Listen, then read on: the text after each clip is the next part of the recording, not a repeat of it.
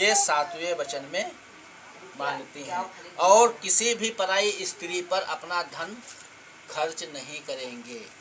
यदि खर्च करना पड़ता है किसी कारणवश तो वो हमको हमारी जानकारी में होना चाहिए।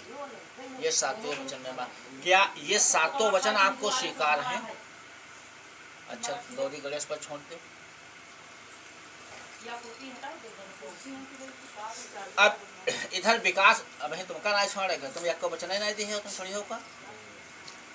विकास भैया ने ज्योति भैया के सातों वचन स्वीकार कर लिए, उसी प्रकार जिस प्रकार शिव जी ने पार्वती जी के सातों वचन स्वीकार कर लिए। तब पार्वती जी ने कहा कि हम आपके वाम अंग में आने के लिए तैयार हैं। जब पार्वती जी वाम अंग में आने के लिए तैयार हो जाती हैं, तब यहाँ पर विकास भैया मना कर देते हैं, कहते हैं कि हम आपको अपनी पत्नी स्वीकार नहीं कर रहे। अब मामला बिगड़ होगा। विकास भैया कहते हैं मैं अपने पिता का कुंवारा पुत्र ही हूँ, हम आपको अपनी पत्नी स्वीकार नहीं कर सकते। तब यहाँ पर ज्योति भैया ने बिटिया ने कहा क्यों, अभी तो आपने सारे वचन भी स्वीकार कर लिए और अब आप क्यों नहीं स्वीकार कर रहे हैं? तब विकास भैया ने कहा कि आपने हमसे 7 वचन लिए हैं, हमने आपको सातों वचन दे दिए और वचन निभाने के लिए भी तैयार हो गए। आप हमको थोड़े से ही वचन दे दीजिए, तब हम आपको अपनी पत्नी स्वीकार करेंगे, अन्यथा आपको अपनी पत्नी स्वीकार नहीं करते हैं। हम अपने पिता के कुंवारे बालक ही हैं, तो आप वचन देने के लिए तैयार हैं?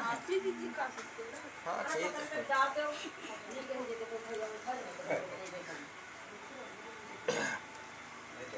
तो विकास भैया कहते हैं, अब ध्यान से तुम सुनो। विकास भैया कहते हैं कि आपको हमारे मन और चित्त के अनुकूल चलना होगा।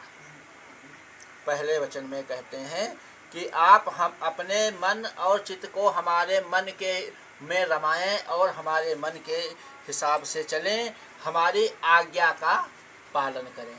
ये पहला वचन वो मांगते हैं, स्वीकार है?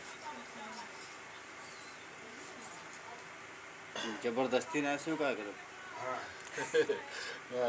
दूसरे वचन में का दबाव बिल्कुल ना पंडित जी के। हाँ, जबरदस्ती ना स्वीकार की हो, उनका रास्ता मालूम है, दरवाजा है, चले जीवा। हाँ, और का दूसरे वचन में कहते हैं मध्याह्न काल के 3 अर्थ होते हैं।